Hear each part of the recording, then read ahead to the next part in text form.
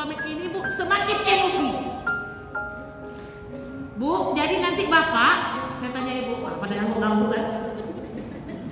Suami kita itu semakin tua, saya tanya Ibu, emosinya semakin menurun apa semakin naik? Alhamdulillah, betul Al-Quran mengatakan cerita Aus bin Somit ini. Berarti nanti kalau ada Bapak Bu semakin tua dan semakin emosinya tak stabil, udah disampaikan Allah di dalam Al-Quran. Siapa beliau? Aus bin Somit. Sekali-sekali tegur aja suami kita, ayahnya seperti Aus bin Somit. Nanti dia pasti tanya siapa Aus bin Somit itu. Gitu kan? Sama kita, semakin tua bukan semakin temperamennya turun, semakin sensitif, semakin suka marah. Sudah diabadikan dalam Quran. Aus bin Somit. Tetapi kaulah binti Sa'labah ini sabar sekali dengan Aus bin Somit. Sedikit aja permasalahan rumah tangga dia emosi. Sedikit aja permasalahan rumah dia emosi. Kemudian pada suatu hari, inilah puncaknya. Ketika Aus bin Somit mengendaki sesuatu dari kaulah binti Sa'labah, cuma sayangnya dia mesti tak diceritakan detail. Ternyata lambat respon dari kaulah binti Sa'labah. Aus bin Somit emosi dan marah. Ibu kalau Bapak minum kopi lama marah nggak? Amin. Masya Allah, solehnya papi ini bikin sendiri kopinya ya. Alhamdulillah. Jadi marah. Nah, ketika beliau emosi itu tidak bisa ditahan, gitu. Akhirnya keluarlah dari perut Aus bin Somit ini. Apa katanya? Kau seperti punggung ibu. Kau seperti punggung ibu. Ini namanya dalam ilmu fikih zihar. Selama ini aku nggak pernah dengar zihar itu apa, Ustazah? Ilah itu apa? Khuluk itu apa? Kita kaji di fikihnya. Ilmu di dalam rumah tanggaan ya. Di zihar. Setelah dia menzihar istrinya, kau seperti punggung ibu. Saking marahnya, emosinya. Tapi alhamdulillah Aus bin Somit tidak sampai memukul. Tidak seperti Rizky bilang. Baca Ustazah, mana nggak terbaca? Semua isi handphone kita itu udah. Ya kamu udah. Kenapa gitu? Karena Aus bin Somit orang soleh, orang yang taat kepada Allah. Kemudian habis dia menzihar kaulah, pergilah dia main. Biasa orang Arab itu kan begitu, kumpul dengan sahabat. Bahasa kita ngopi-ngopi lah dia. Kumpul dengan sahabatnya, pergi refreshing, pulang dari situ, pulang dari rumahnya, tanpa ada sedikit pun meminta maaf. Nih pasti gampang nih, dia habis menzihar istrinya dia pergi. Gimana perasaan kaulah ketika itu? Pulang, tiba-tiba minta yang satu tuh dia, Bu. Tahu Ibu minta yang satu tuh? Salah saya terangkan lagi ya. Kita sama-sama udah tahu. Mendekati istrinya luar biasa. Dia paksa istrinya melayaninya. Tapi karena kaulah ini adalah orang yang paham dengan agama Allah, dia menolak apa yang disampaikan kepada suami. Ya suamiku, aku tidak mau melayani dirimu. Marah dia. Apa kata kaulah? Karena engkau sudah menzihar aku. Engkau sudah mengibaratkan aku seperti punggung ibu. Karena sekarang kita tak tahu lagi status pernikahan kita. Karena engkau sudah menyamakan aku dengan punggung ibu.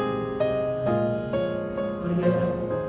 Kaulah ini menolak suaminya berhubungan bukan karena sakit hati. Kalau kita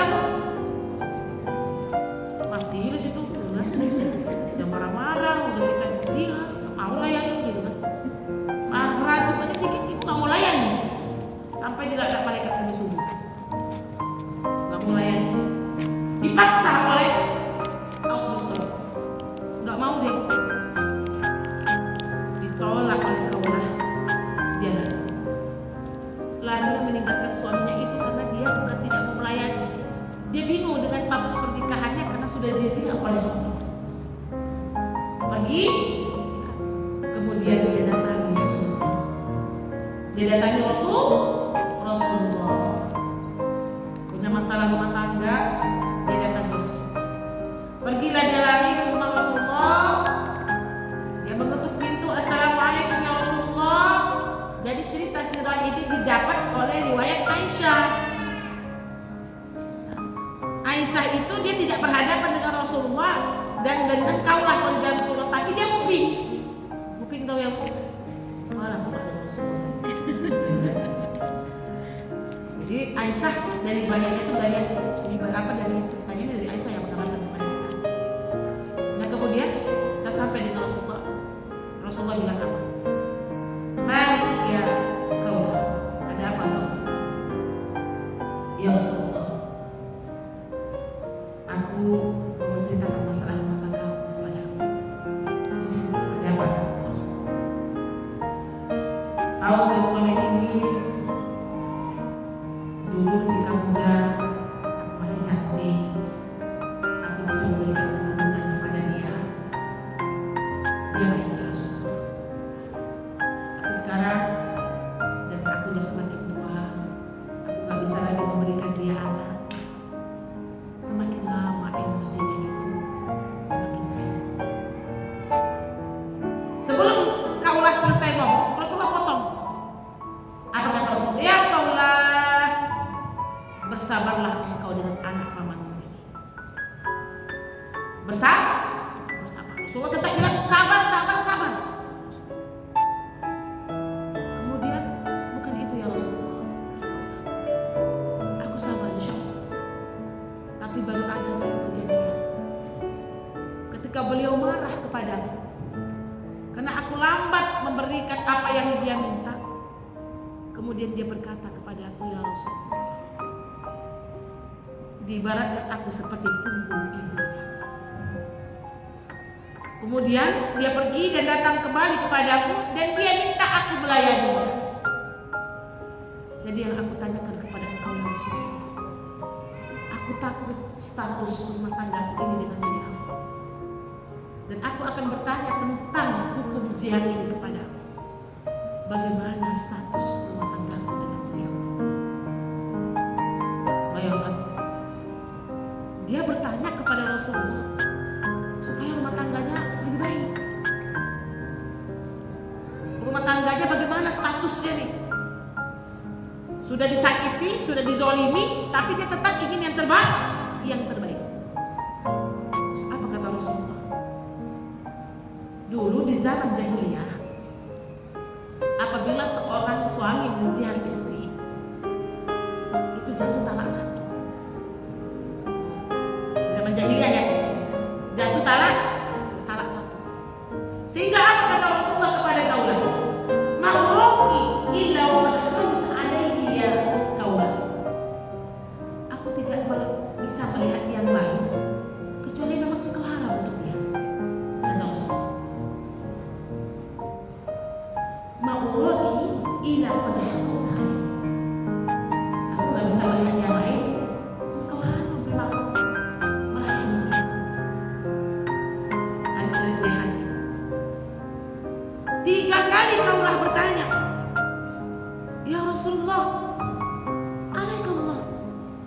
Iya, yang aku tahu kata Rasulullah, engkau haram lagi melayani diri. 3 kali Kaulah bertanya lagi kepada Rasulullah. Kemudian Kaulah bersedih atas keputusan yang disampaikan oleh Rasulullah. Nah, mungkin ya Rasulullah, gak mungkin ya Rasulullah, aku harus berpisah dengan suamiku, dengan ayah dari anakku. Kami sudah hidup bertahun-tahun dengan zihar ini, rumah tangga kami selesai.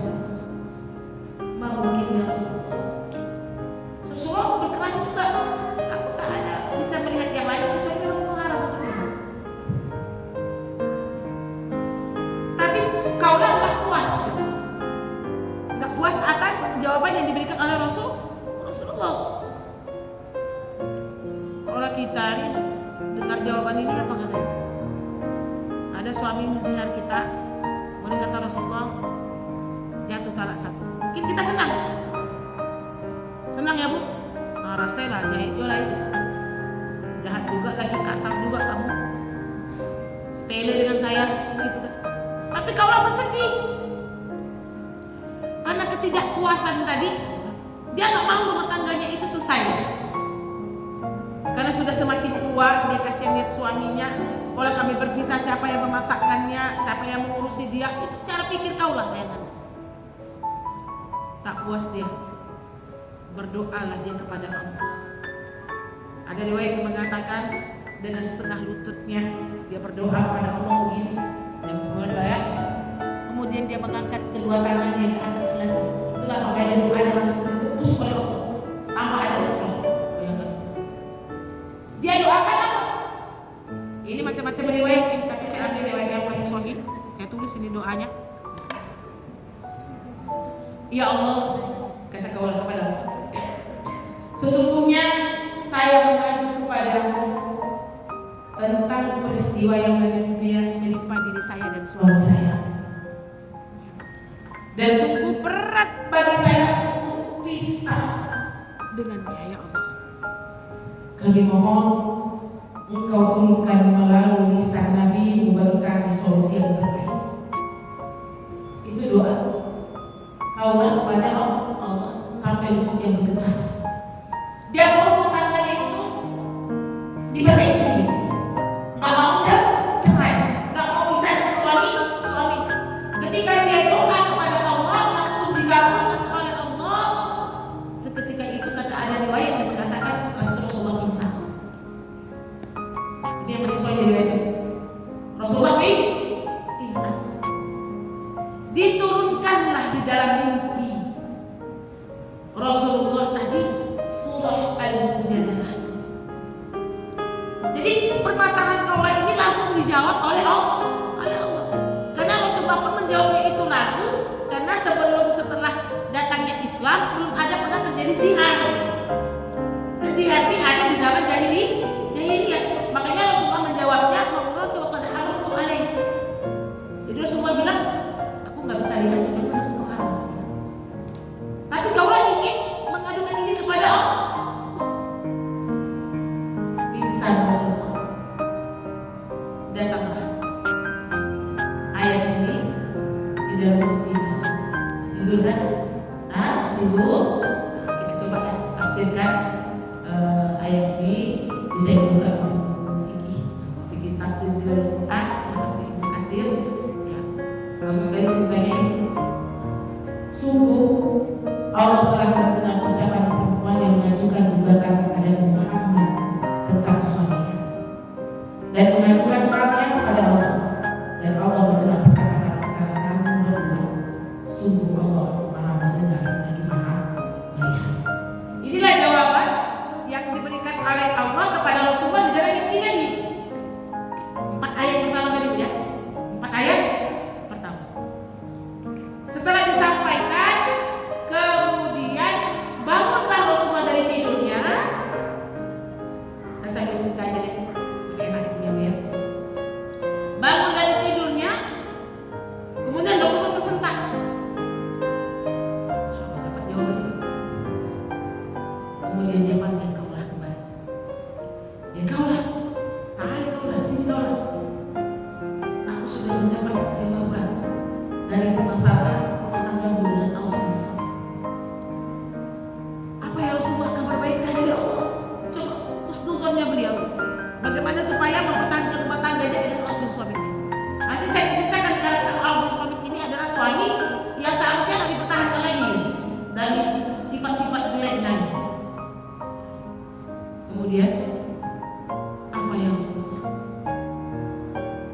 Pakai bahasa saya bilang alhamdulillah Allah memberikan jawaban tentang perihal ternyata zihar yang disampaikan oleh Aus bin Somit itu tidak jatuh talak.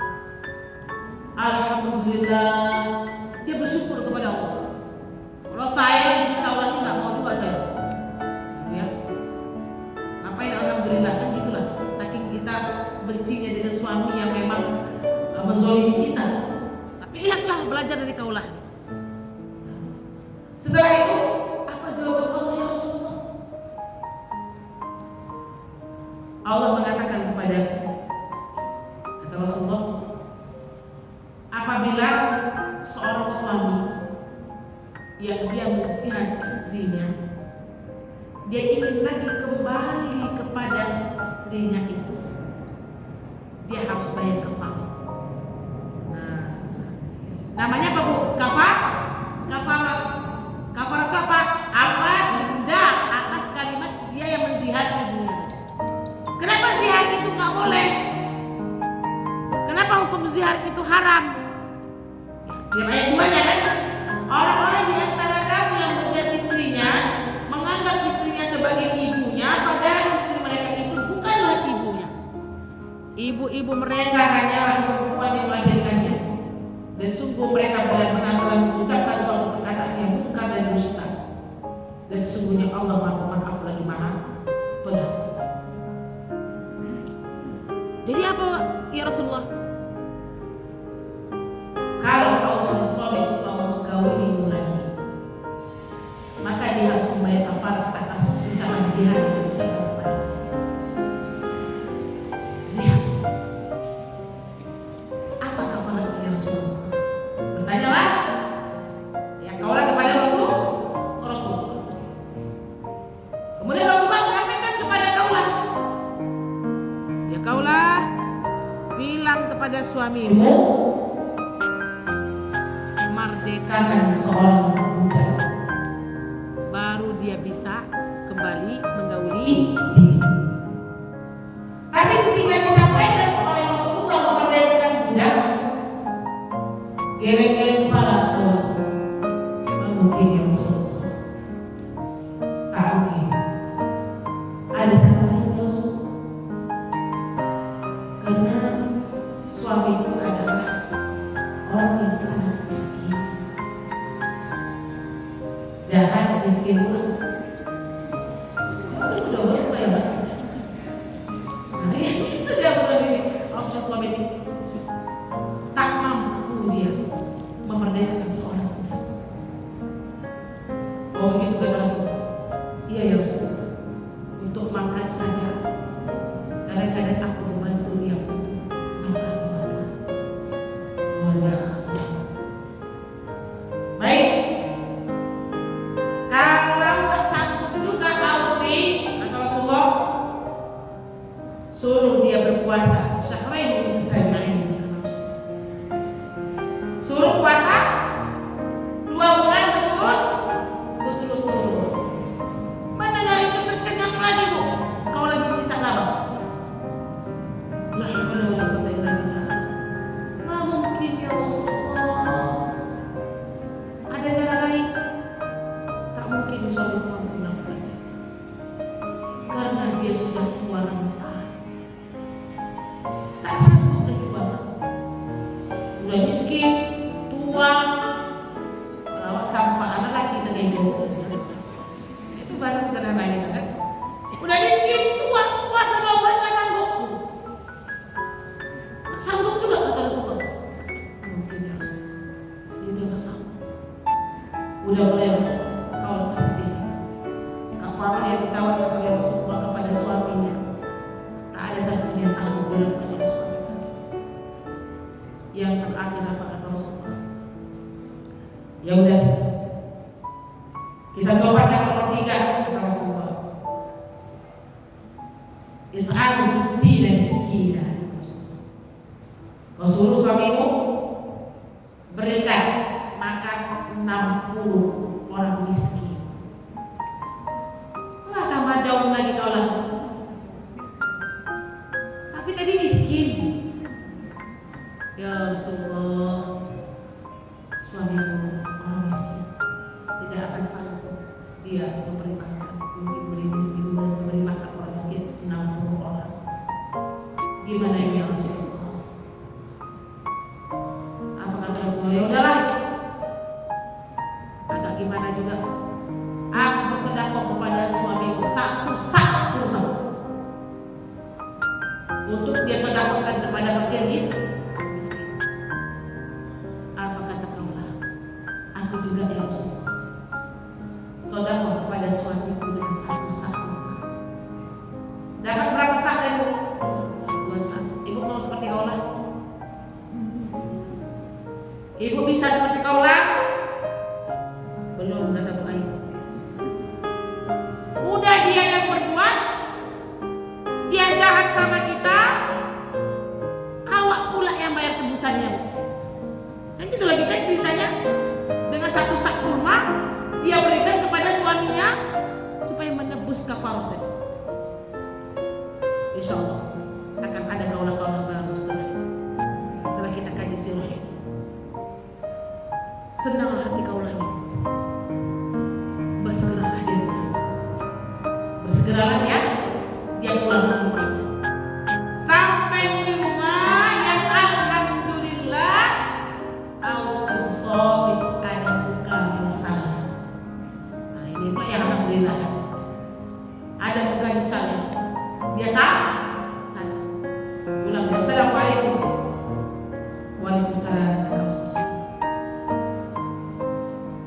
Kaulah dari mana kamu? Aku pergi ke rumah Rasulullah bertanya tentang perihal masalah rumah tangga kita. Apa kata Rasulullah? Takut dia Aus gitu. Apa kata Rasulullah? Masih ada baik. Takut dia. Kalau suami kita nggak takut kan? Kata alhamdulillah. Pertama Rasulullah mengatakan bahwasanya zihar yang kau ucapkan kepadaku itu tak satu. Tapi ketika aku sudah berdoa kepada Allah, Allah menurunkan wahyu kepada Rasulullah, tidak jatuh talak.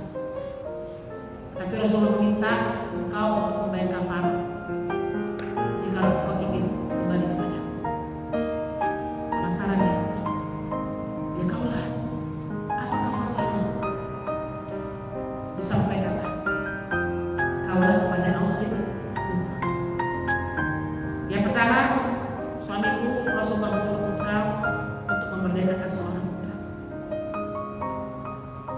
Sama ekspresi Aus dengan kaulah ketika disampaikan oleh Rasulullah tentang perihal kafarah ini. Memperdekakan budak. Nah, ya, geleng kepala Aus. Mana mungkin aku sanggup ya istri, karena aku orang miskin. Tidak ada cara lain. Kata Aus, kalau kata sanggup dengan nomor 1 ini, wasalah engkau setia. Maaf, wasalah engkau sehari bertanya. Wasalah engkau 2 bulan berturut-turut. Geleng-geleng kepala itu tak Aus tuh. Qad arafti wa ana la astati as-siyam. Seperti yang kau ketahui ya istri, aku tidak sanggup berpuasa 2 bulan berturut-turut. Tak ada cara lain kah? Aus masih seperti ini udah selesai. Disampaikan yang terakhir oleh kaulah. Rasulullah menyuruh kau memberi makan orang miskin sebanyak 60 orang. Geleng-geleng dari Aus. Maaf setia saudara, aku tak sanggup melakukan tiga-tiga ini. Sudah. Rasulullah bersedekah untuk 1 sak kurma, dan aku bersedekah untuk 1 sak kurma. Berikanlah 2 sak kurma ini kepada orang miskin, baru kau kembali kepada Subhanallah.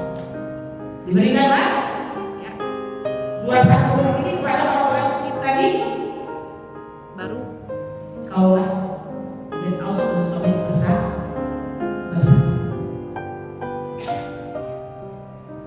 Kemudian mereka hidup bahagia lagi, dan Aus bin Sabit berubah menjadi laki-laki yang lebih baik. Kalau nggak salah di dalam sirah 2 tahun setelah mereka kembali, Aus bin Sabit meninggal dunia. Mudah-mudahan di situ Allah. Mungkin ini sebuah cerita yang tidak masuk akal. Benar bu?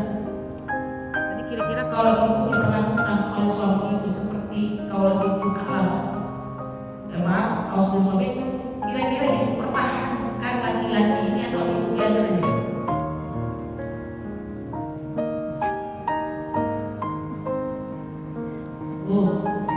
Ibu tinggalkan Aus bin Somit ini atau ibu perbaiki dia? Jujur aja Bu.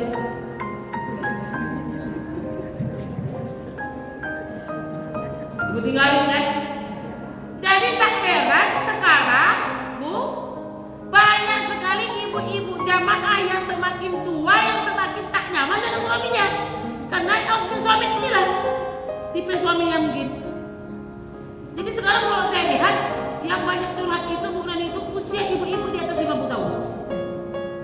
Apalagi saya Ustazah Fani, anak udah besar, ya Bu, udah selesai sekolah, udah selesai kuliah, tak sanggup saya bersama bapak sampai tua. Kan gitu lagi Bu.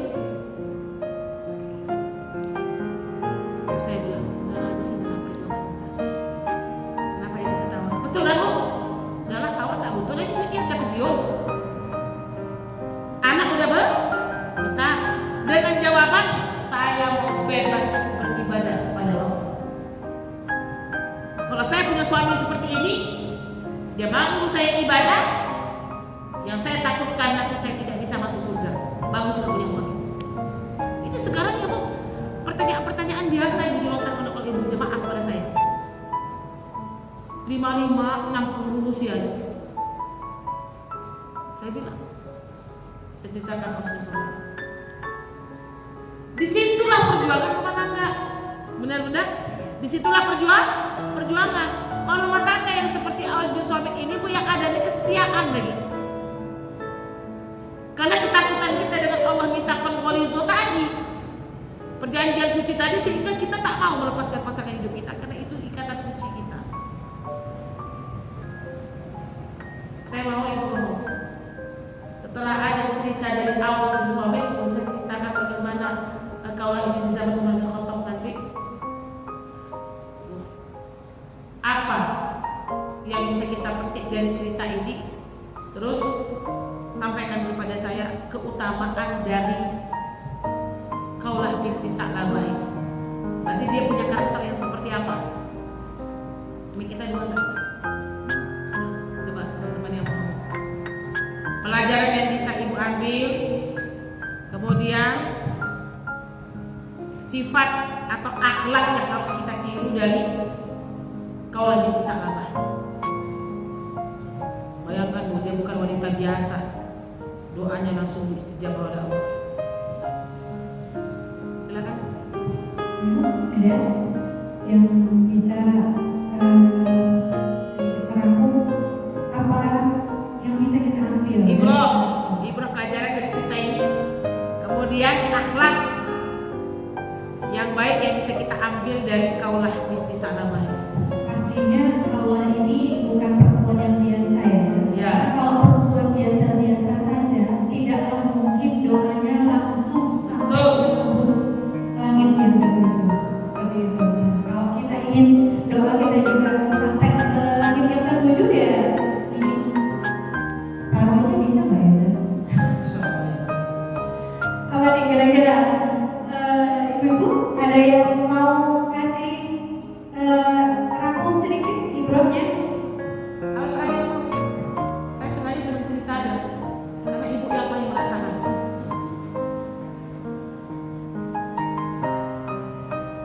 Satu orang satu aja yang paling banyak. Apa Oke, aja? silakan.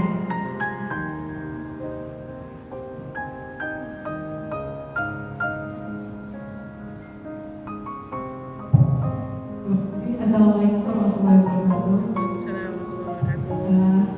Dari cerita mengenai Allah yang bisa saya sampaikan, banyak pelajaran yang dapat kita petik sebagai seorang wanita.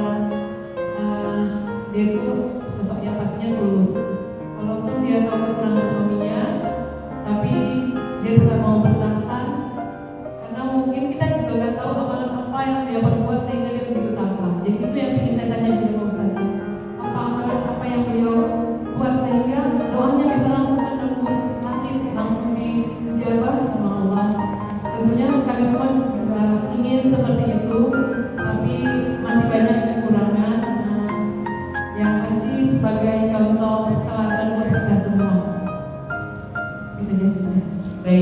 Berarti dia wanita yang tulus, ikhlas, gitu ya, baik ya, dan mencintai atau berpasangan dengan Rasulullah. Ikhlas satu. Ya sekarang kita mulai dikatakan bahwa pasangan hidup yang ada ini kita harus ikhlas tulus. Kalau kita ikhlas, kita akan mudah untuk menerima kekurangan dari pasangan hidup kita. Betul Bu? Ikhlas ya Allah, aku ikhlas Engkau berikan pasangan hidup seperti ini. Aku ikhlas ya Allah. Harus ikhlas tuh. Dan itu harus berulang-ulang diucapkan, doa yang nggak bisa sekali. Aku ikhlas ya Allah, Engkau berikan suami aku seperti ini. Aku ikhlas. Oke, lanjut. Banyak lagi nih pelajarannya. Ada lagi? Nanti saya sampaikan amalan. Ya. Kaulah. Semakin siang keadaannya semakin panas nih.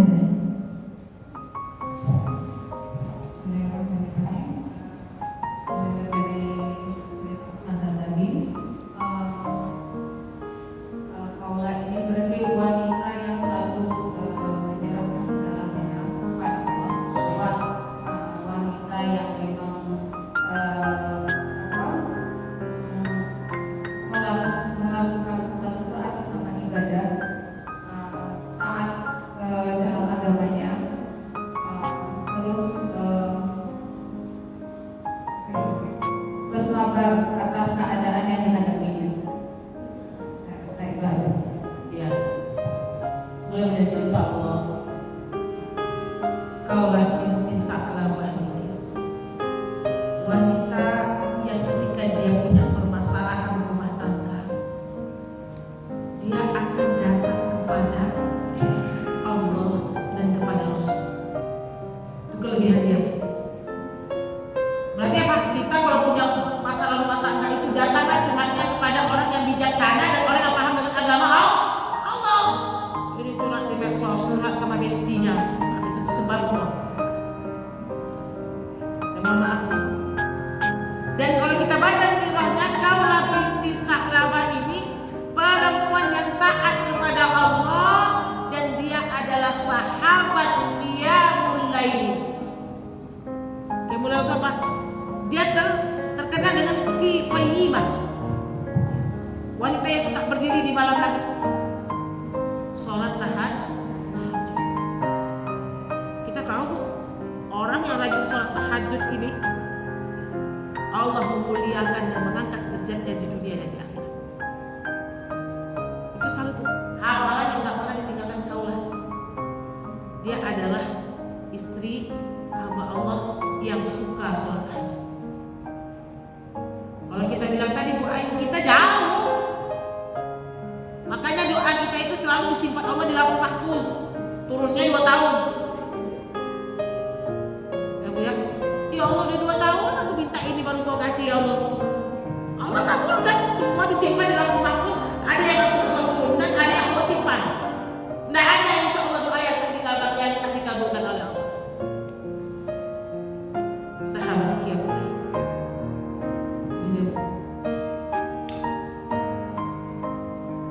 Banyak lagi, cuman dia yang terkenal itu qiyamahnya ya, sholat malam. Karena kita tahu kalau yang sholat malam itu doanya dikabulkan oleh Allah. Istijabah. Kalau dalam Qurannya sholatnya nggak usah dihitung. Karena dia ini sudah sahabiat, sahabat. Dan banyak juga peperangan yang diikuti oleh Allah.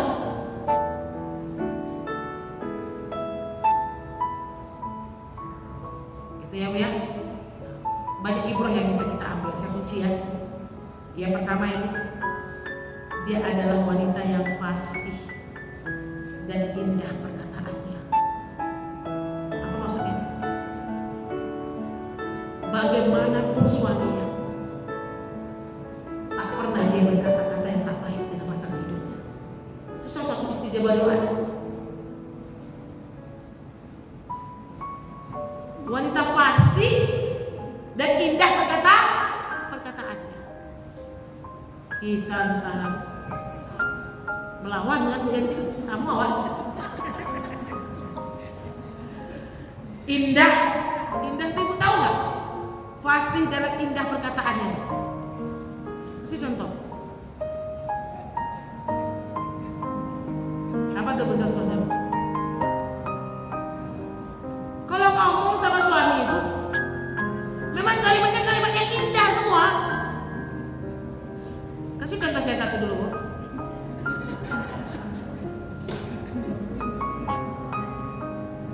Gimana Bu? Masya Allah ya. Terima kasih ya. Pagi-pagi, pulang sore.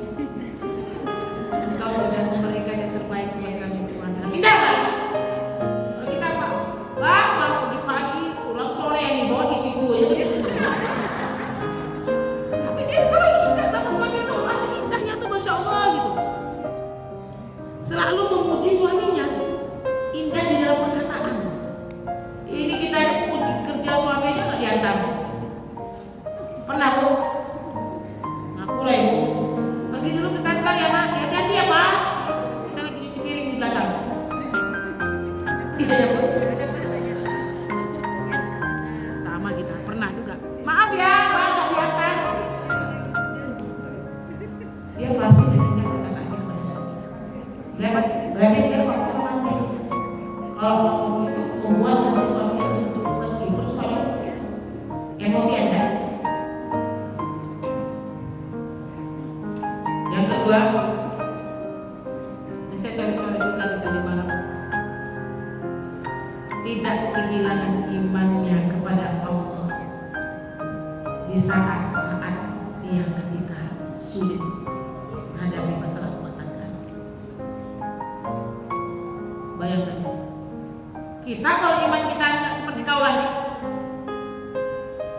sedikit aja diberi rumah tangga masalah nih, sholatnya lagi malas, baca Qurannya lewat,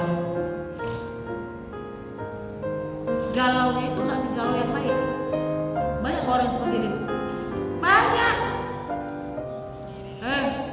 Dia telepon bestinya kan, saya punya rumah tangga nih, bete, orang ke kafe lah. Kalau kopi, bukan tak boleh Bu.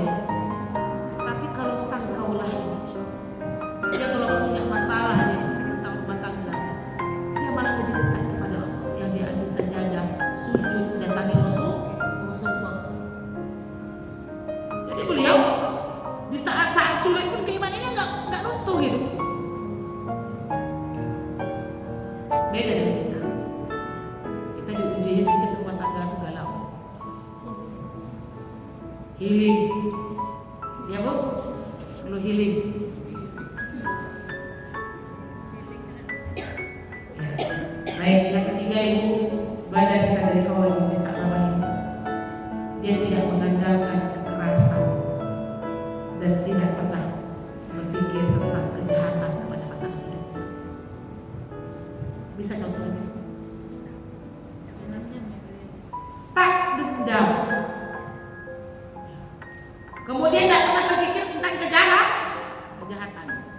Kalau kita awas lah ya,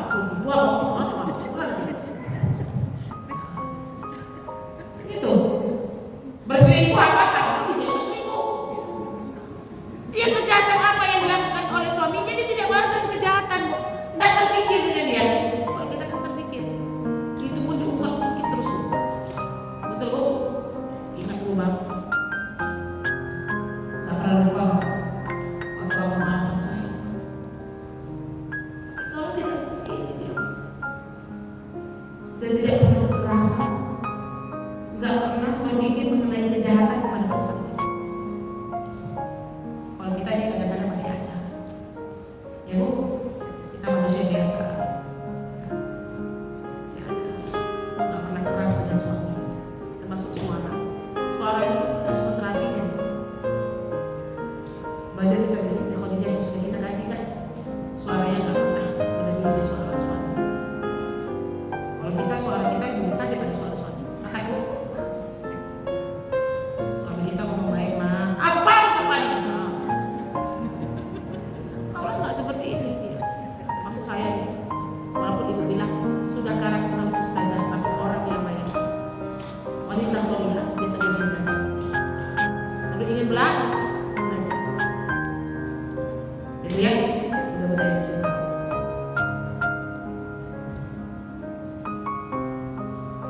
Sehingga benar jangan ya, ketika kaulah ini saking subhanallahnya beliau, ketika di zaman Umar bin Khattab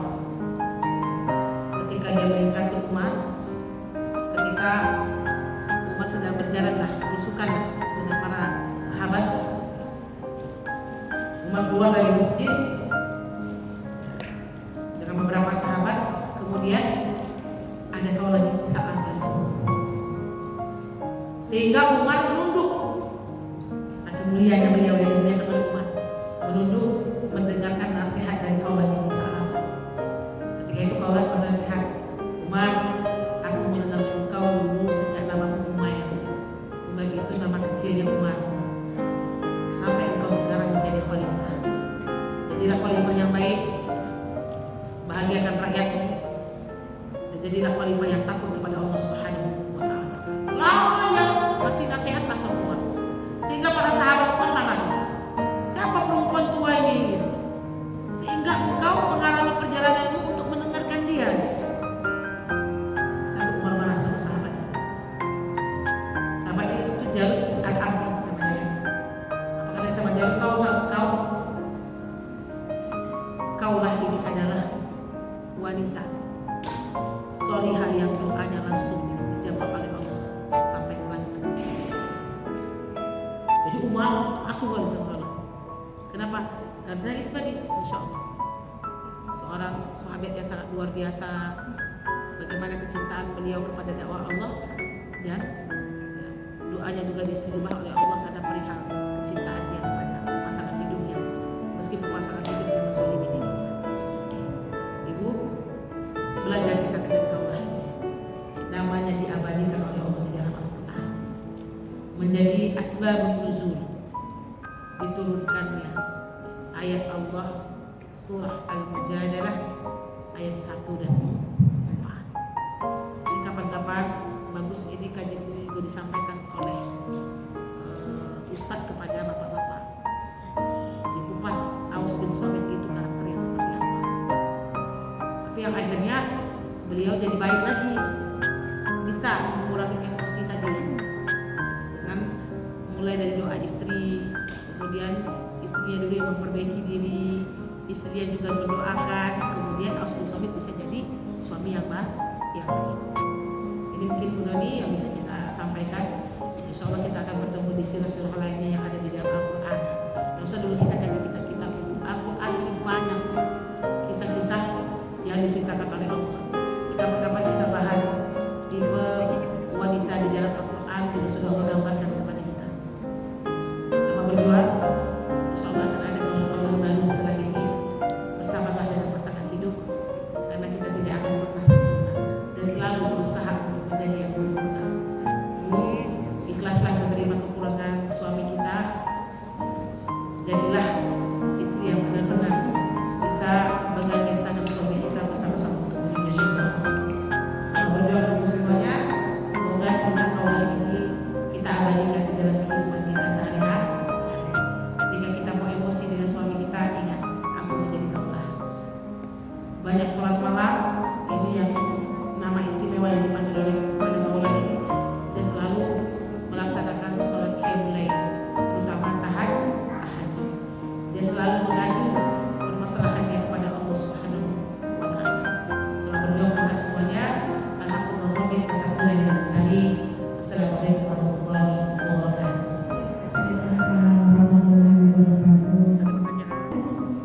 Ibu semua, ya, silakan.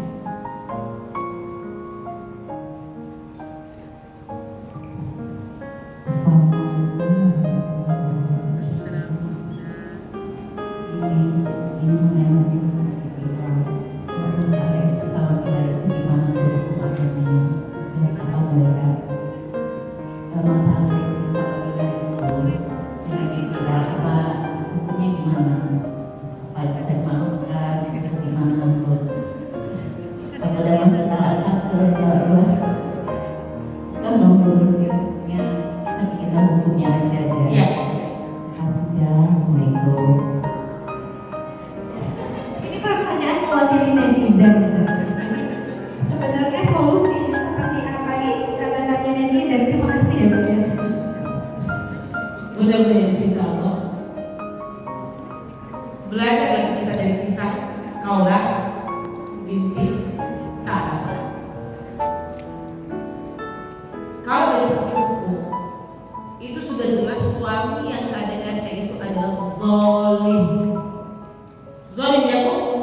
Zalim. Tapi hukumnya di dalam syariat apa? Kalau sudah zalim, kalau ibu sudah tidak diberikan lagi haknya, sudah menzalimi, walaupun itu boleh menggugat ke pengadilan, tapi pesan saya, memaafkan jauh lebih baik. Karena manusia itu tidak pernah luput dari kesalahan.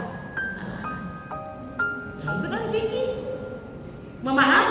Memaafkan itu karakter ya, yang harus kita tumbuhkan di dalam kehidupan kita. Tapi kalau dia menzolimi Ustazah, ya sudah KDRT loh, sudah menzolimi kita, ya itu diserahkan kepada pasangan hidup.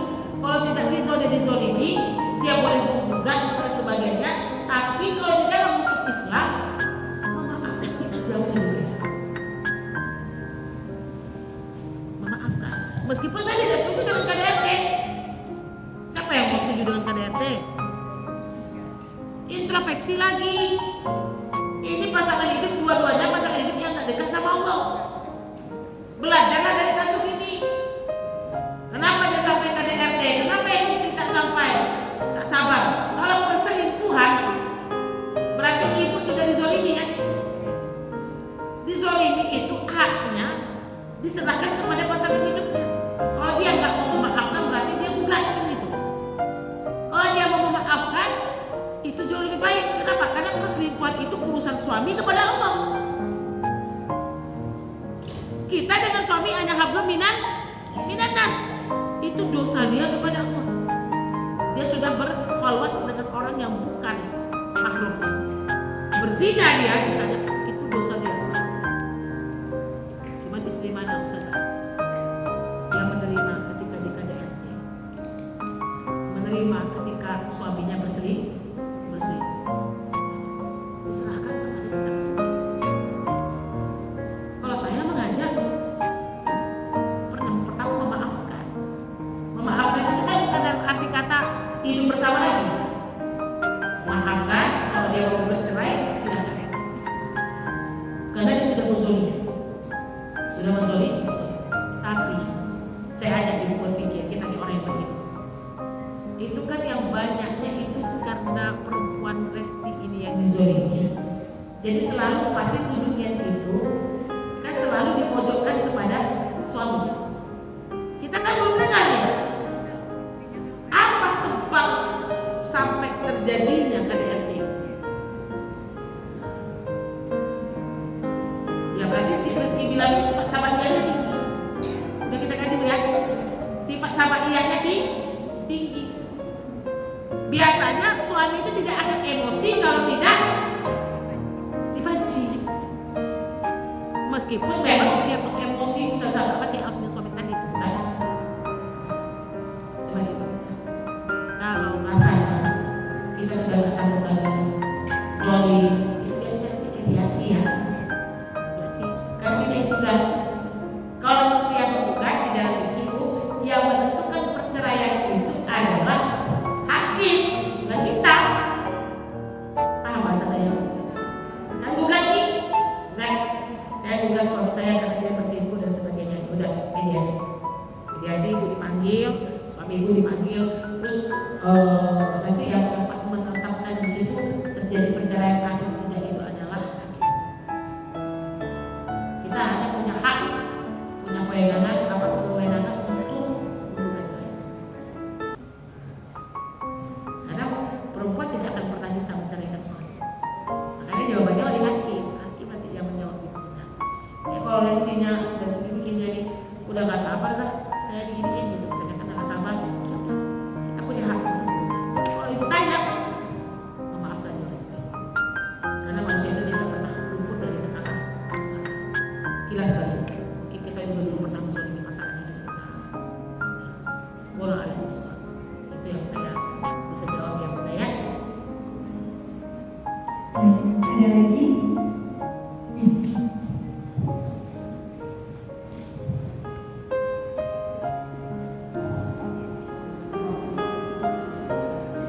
Yang saya tanyakan, bagaimana kita tahu dari rumah tangga kita batas itu kategori nasihat istri. Misalnya jangankan yang boleh seperti tadi dengan suara keras saja kita sudah sedih. Terus ada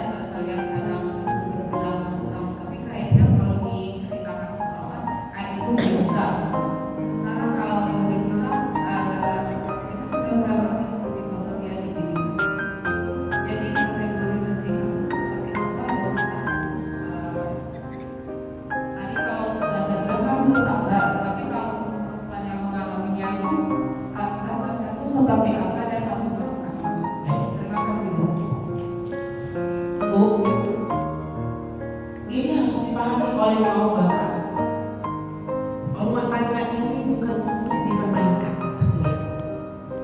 Rumah tangga ini bukan mudah untuk mengucapkan kata-kata yang ada di dalam zihan, kemudian talak dari segi sorry dan kinayah. Itu nggak boleh jadi bahan permainan. Jadi ibu, kalau zihan tadi itu kan kita udah tahu, zihan ini jarang di dalam kehidupan kita ya. Dan soalnya kita tahu itu zihan itu, suami kita. Saya skip ini ya, kalau zihan itu kita jarang.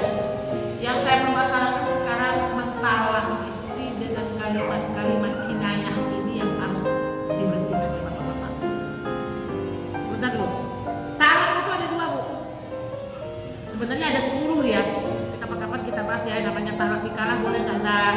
Karena kita tahu itu talak, rujuki, main, gitu tahu aja kan?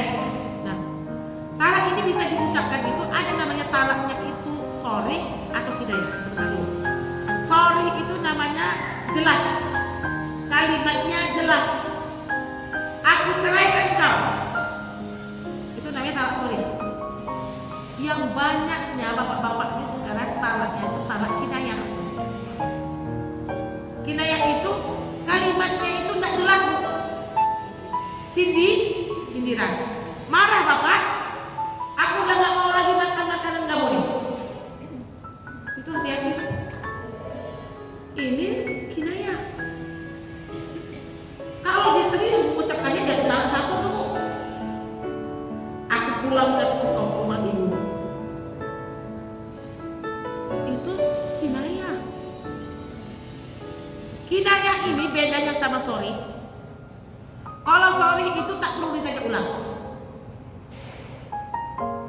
Aku talak kau dengan talak satu, jatuh talak satu. Saksi di dalam fikih tidak mutlak di dalam mengucapkan talak. Karena ini masalah khilaf bu. Ada ulama yang mengatakan harus pakai saksi, ada yang mengatakan tidak pakai saksi. Boleh nggak pakai saksi? Bayangin itu untuk dipermainkan.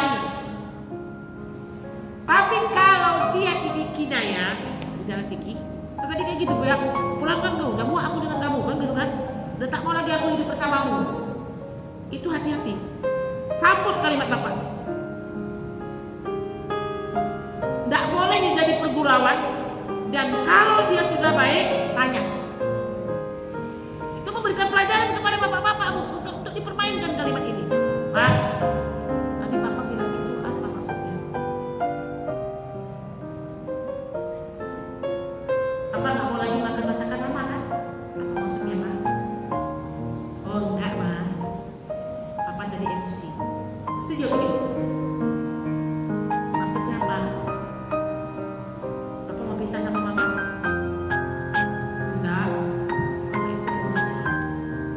Ada ulama mengatakan 3 kali suami seperti itu jangan. Sudah berkali-kali. Sekarang masalahnya bu, di dalam kompilasi hukum Indonesia ini dengan syariat ini tak sejalan. Saya mohon maaf nih bu. Ini yang saya agak sulit kalau ngurus masalah rumah tangga. Udahlah bu, kalau di dalam fikih ini udah jatuh talak 3, ini aja. Nanti daripada saya dosa, ibu datang ke pengadilan. Kalau datang ke pengadilan, ibu talak 1. Kenapa gitu? Karena talak itu bermulai ketika ibu melapor. Kan gitu bu, kompilasi. Kalau di dalam fikih, kapan ibu menjatuhkan? Jatuh talak.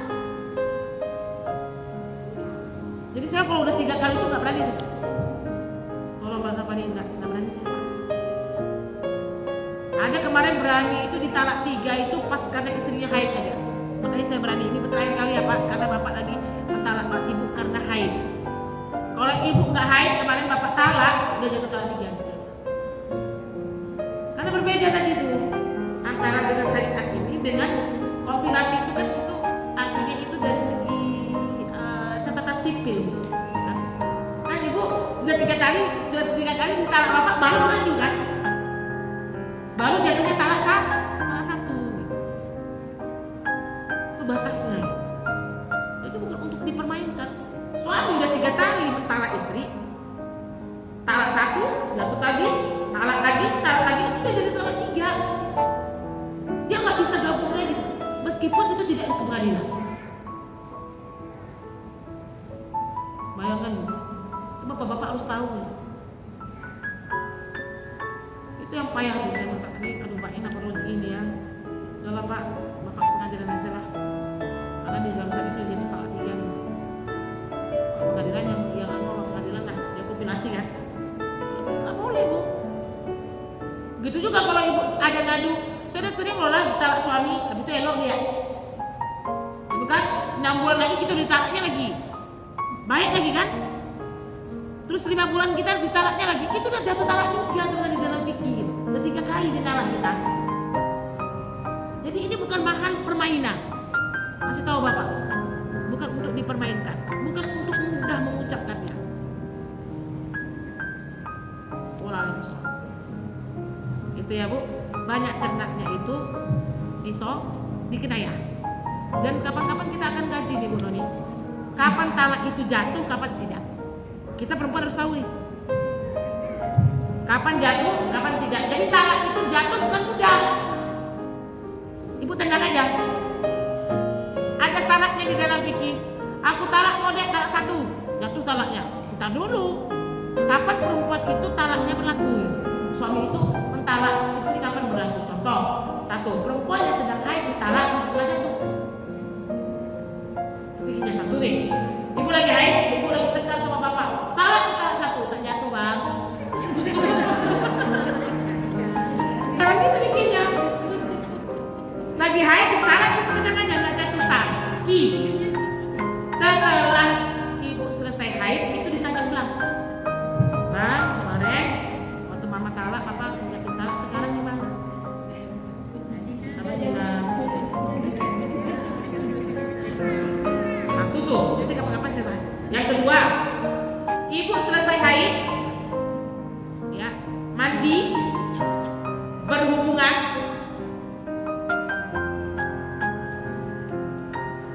itu juga nggak jatuh talak. Dia udah pakai kita. Jadi jatuh talak itu nggak gampang sebenarnya. Bapak-bapak tuh gampang sebutnya aja Bu. Itu yang harus kita kaji. Kapan-kapan ya. Perlu nih teman. Diperpanjang. Masalah idah, saya sering sekali nanya ibu idah, banyak yang nggak paham. Saya udah di sama suami Reza, idahnya berapa Zah? Coba kita bahas Bu. Idah suami yang meninggal dunia itu berapa? Ini semuanya Al-Quran. Ibu ditinggal cerai meninggal oleh bapak, berapa idah ibu?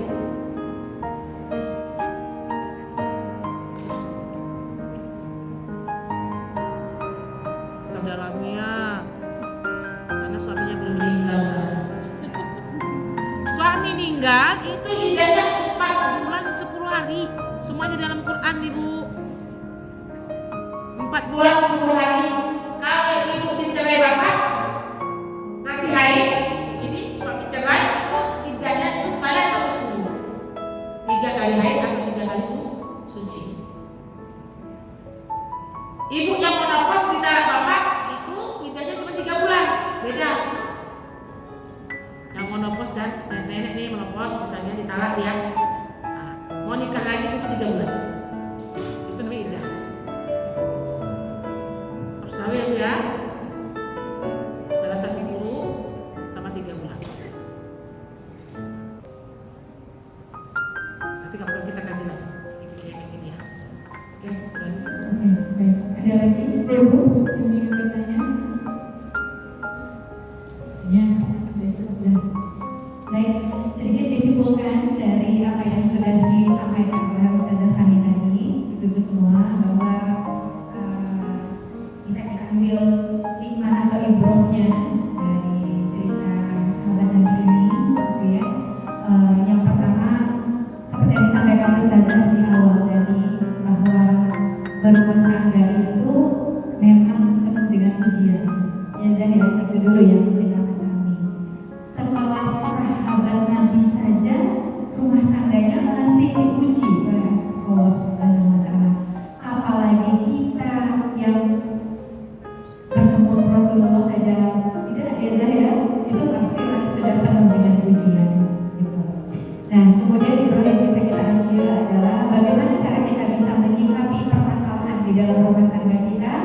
sebagai kaum muslimah tentunya, sebagai istri tentunya yang pertama itu bersabar. Kemudian yang kedua adalah kita selalu mengucapkan kalimat-kalimat yang baik kepada pasangan kita apapun yang terjadi.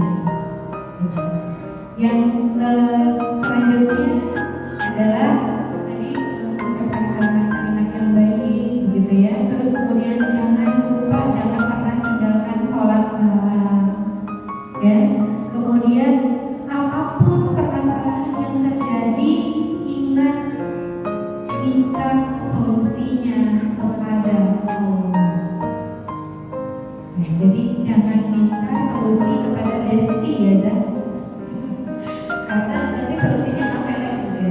Jadi berceritalah kepada Allah seperti yang dikatakan oleh sahabat Nabi tadi, minta solusinya kepada Allah Subhanahu wa taala. Kemudian yang paling penting dan paling sulit itu adalah jangan ada dendam di antara kita. Jadi jangan berpikir bahwa marah nih, memangnya aku gak bisa marah. Kasar nih, memangnya aku gak bisa kasar. Selingkuh nih, memangnya aku gak bisa selingkuh. Jadi jangan kemarahan kita lawan lagi dengan kemarahan. Nah tentulah untuk itu semua kita perlu diingatkan kembali, berilmu kembali, begitu ya Zara, bersama-sama ya. Tidak hanya kita juga, tentu kita ingin pasangan kita juga tahu tentang ilmu-ilmu rumah tanggaan itu. Kita akan terus belajar bersama Ustazah Fani tentunya di Korea, gitu ya. Nanti dengan Ustazah Fani di minggu pertama setiap bulannya, gitu ya. Dan kalau ingin dikupas lagi lebih dalam, ayo kita sama-sama kupas nanti di kelas yang akan diselenggarakan oleh Huraya Community. Jadi tadi seperti yang Ustazah sampaikan bahwa kajian ini, oh ini ranahnya kita, ini ranahnya suami, adabnya istri dan adabnya suami. Jadi kita sama-sama belajar dan memahami, gak merasa terzolimi. Zah, kok rasanya yang sabar itu saya aja sih Zah, tapi dia zolim terus gitu. Karena berumah tangga itu apapun yang kita lakukan di dunia ini, intinya adalah kita harus paham ilmunya, ya, benar ya, harus paham ilmunya. Seperti yang Ustazah tadi sampaikan tadi, dan ilmu tentang rumah tangga itu tentulah banyak sekali, fikih yang akan kita pelajari banyak sekali. Dan satu hal lagi yang paling penting yang disampaikan oleh Ustazah Fani tadi adalah, yuk kita kembalikan niat kita di awal dalam berumah tangga, bahwa kita berumah tangga adalah bentuk ibadah kita kepada Allah.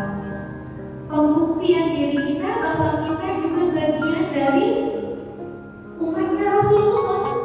Rasulullah itu sampai akhir hayat dia nggak sendirian, bukan karena Rasulullah tidak mampu sendiri ya kan? Jadi sampai akhir hayat Rasulullah itu bersama pasangannya. Maka kalau kita memang umatnya Rasulullah, ya kita buktikan bukan karena kita merasa kita nggak mampu sendiri loh, tapi karena kita umatnya Rasulullah. Dan Rasulullah itu sampai akhir hayatnya dia hidup bersama dengan pasangannya. Seperti itu. Jadi itu mungkin yang kita ambil pelajaran kita di hari ini, gitu ya. Semoga Allah Subhanahu wa taala meluruskan kembali niat kita, menumbuhkan hati kita, dan menjadikan rumah tangga kita semua menjadi rumah tangga yang sakinah, mawaddah, warahmah. Amin amin ya rabbal